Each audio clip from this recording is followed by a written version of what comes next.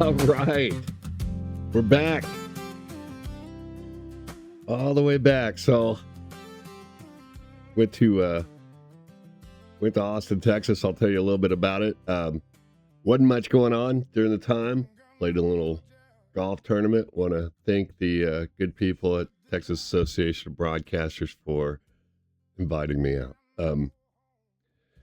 So we're on the countdown of football. I know that if you're listening to your local team's news network or radio or however it is that you get your information, maybe you're an NFL person, maybe you're a college person, maybe you're both, maybe you just love football, period.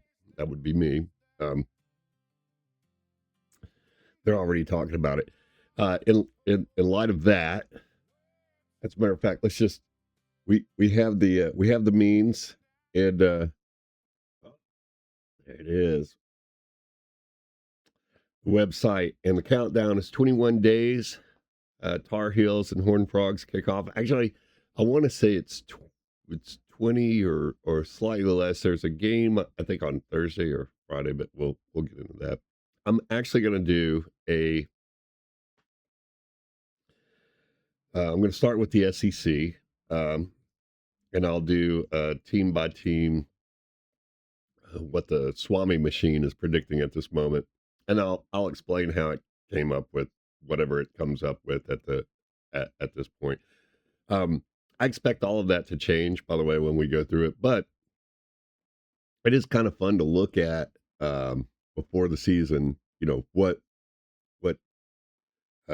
data analytics prediction algorithm is outputting before it actually happens. Of course, everything changes once people start playing each other. What was it? Mike Tyson said, everybody has a plan until you get punched in the face, or something like that. I'm sure I'm got it wrong, but somewhere along those lines. Okay, let's get into today's prediction. So, Boston Red Sox, Milwaukee Brewers are back. Los Angeles Dodgers on the list for today. Gonna roll with that. It's been doing okay over the last over this last week. It seems to be chugging right along. 152 wins, 84 losses. Not bad. Not bad for baseball. The baseball algorithm is a little bit harder because of pitching rotation, and I don't always know that before it happens. I spent a couple of years trying to track that every single morning, getting up and trying to get the rotation and putting it in there. And at the end of the year, while it did move the needle a little bit, it all kind of balanced out in the end. And after the second year of doing it, and it not really changing the overall win-loss percentage, I just stopped. It turned out, as one of the indicators, it wasn't the most important thing before, and I came up with some reasons. So we all did, talking to B and M. By the way, I'm JK the human. But so talking to the rest of the family about it, the only thing we could come up with was the variable and the amount of time that somebody would be on the mound. There's a lot of other things involved, right? But when you can't predict, so it's hard to predict the outcome of something if you don't know how long it's going to be doing what it's doing, and that was a variable that we couldn't overcome. So we found other ways to do this. So anyway, blah blah. Boston Red Sox, Milwaukee Brewers, Los Angeles Dodgers. That's what we're looking at for MLB today. In the WNBA, we're 41-10 there. You can't really complain about that ever. No confidence today. What do we do when there's no confidence? We don't do anything. We're just spectators at that point. We just enjoy it. So can't confidently predict the outcome of these. So we'll just roll with that. And then the other thing happening today Major League Soccer up in New England. So been doing a little bit more digging through soccer. Soccer's another thing that's really hard to gauge because soccer is the only sport that I somewhat cover where you can almost win, you can almost lose, or you can win and you can lose. It's unlike any of the other sports. Um, what I do notice is that there is home field advantage. Um, and usually it looks like that, you're safer going with home teams more than not. We do have indicators that tell us when something's going to be close to a tie, but we also know from looking at the data over the years now that the opportunity for uh, the truth to come out, this is going to sound weird. This is going to sound so weird. The opportunity for the truth to come out depends on how important the game is. If these are exhibition games or they're games that don't really mean anything towards the outcome of the season, if there's nothing for the professionals to be playing for, then they'll be professionals and they'll go through their motions.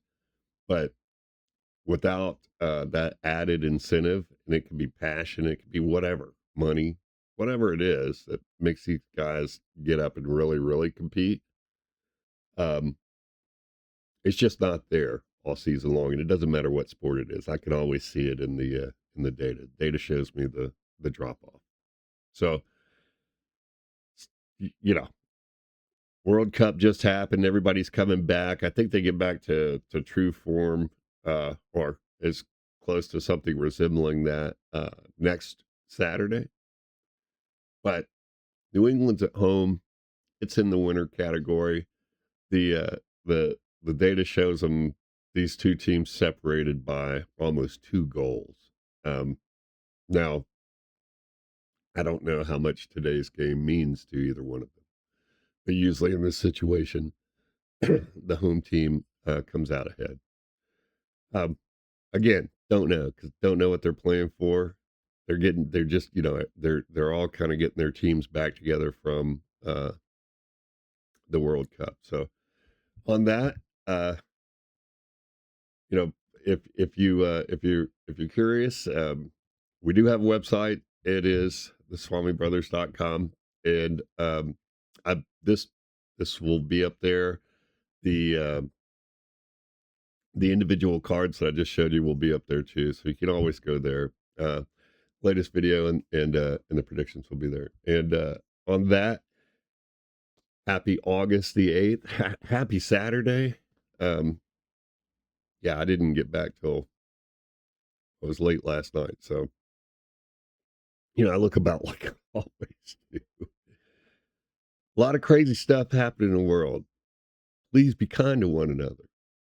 Um, I enjoy doing these predictions. I couldn't wait to get back on here and do this. And I'm really looking forward to sharing the preseason football predictions, even though I know it's for me, it's a fun thing to do, but these first predictions will just be ridiculous. I don't there'll be some of them will be right. I predict like maybe about 70% of it will come true. Um, that's the way it looks like it turns out almost every year, but everything changes. The algorithm doesn't know who the coaches are, who's playing. The algorithm never knows if somebody's hurt. If you're taking this information and doing something with it financially, you need to always check your rosters. Don't I wouldn't necessarily. I don't think you need to get behind a paywall to do something like that.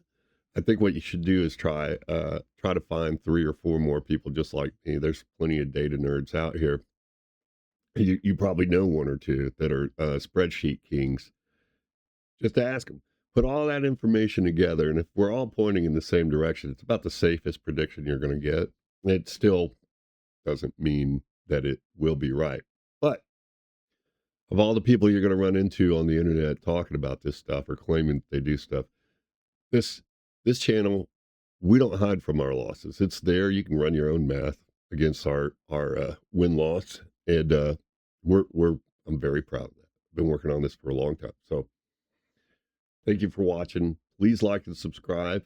Just started on YouTube this year. I need all the help I can get. Tell other people about me if you enjoy this, and be kind to one another if you can. You never know what somebody else is going through. A lot of us have been through a lot. Some of us are still going through stuff. So please be kind to one another. Happy Saturday, and thank you, thank you, thank you for watching.